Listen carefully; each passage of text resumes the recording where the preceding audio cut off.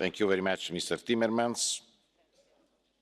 Ora procedo alla chiusura del sistema per la registrazione elettronica delle richieste per il catch the eye. Leaders of the group, please.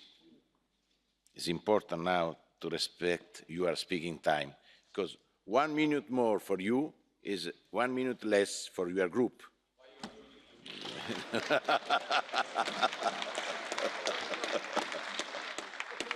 Mr. Weber, you have the floor. So, Mr. President, Mr. Vice President, dear Prime Minister, welcome in the European Parliament. Good to have you here. After this weekend, after the G7 weekend, or should I call it the G6 weekend, I want to focus on external affairs in my contribution today. Some would say that probably after Donald Trump in 3 or 7 years' time, the old system of partnership with America will come back. I don't think so. I think we are in a historical moment on a crossroad, and I think we have to decide in which direction we want to go as European Union, like you said also in your contribution. And the alternatives are clear. National egoism, that the European Union is a community of those who are dreamers of the past, of the empires of our history, or whether we are a real global power as Europeans. The positive thing is probably that the decision is in our hand. We decide about our future. The need is obvious. You mentioned MH17. I want to underline that you have the full support of my group and I think of the whole House, that we have to find the responsible, and Russia has to contribute to an investigation, to an independent investigation. But having this concrete point in mind, Mr. Prime Minister, the key question is, how do we come to conclusions in external affairs in the European Union? Because today, foreign affairs policy is, frankly speaking, horse trading in the European Union. A continent of 27 member states with 500 million people can be blocked by only one country in this European Union. And we are obviously weak in this regard. We have a friendship group of China inside of the Council. We have a friendship group of Russia inside of the Council. We have a friendship group of Iran in the European Council. You can buy countries at the moment to get influence in this European Union, and you can block everything. That's why you have to answer one concrete question. The Commission will come up with a proposal to use the Lisbon Treaty to change the unanimous decision-making process on external affairs, to switch into majority decision. If we don't do so, we will be weak. If we do so, we will be strong. So we need your answer on this concrete question. Another aspect is about our priorities for our external affairs activities. I think the Middle East is key.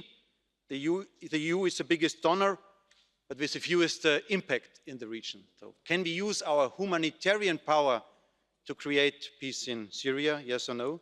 And on Africa, that is probably the biggest priority for all of us. We have to do an open market approach. Trade is key for creating development in Africa, and a Marshall Plan is needed. And there I want to reflect on the MFF discussion. You spoke about the MFF. First, let me underline that it is not, I think, really fair when you talk about the proportional burden sharing in the European Union, because the mechanism of financing the European Union is clearly linked to the GDP. So 1% is 1%, 1.1 is 1.1, and 1.3, which is the idea of the European Parliament, is 1.3. So it is proportional in any way. So don't tell the people that this is not proportional, what we are doing here. The key question is whether we are ready to finance the strengths of the European Union. When we do new investments in the Defence Fund, when we do new investments on a Marshall Plan for Africa, and when we want to have a strong border control with additional Frontex officers, then we have to finance this, and you have to finance this. I want to add, when we talk about external affairs, also some general ideas. We need a clear understanding about what is our role as Europeans in this global development.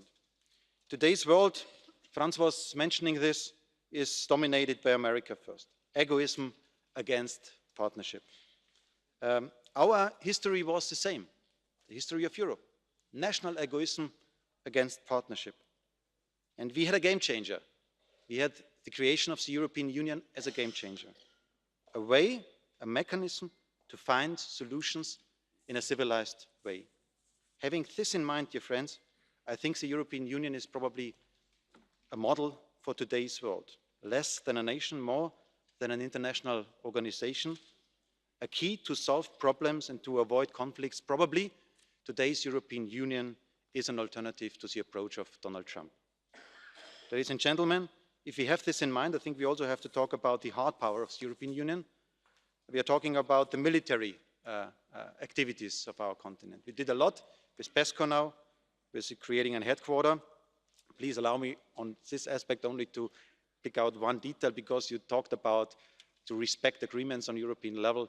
I want to ask you about the implementation of the PNR agreement, because there is also an important security aspect, but it is not fully implemented in Netherlands.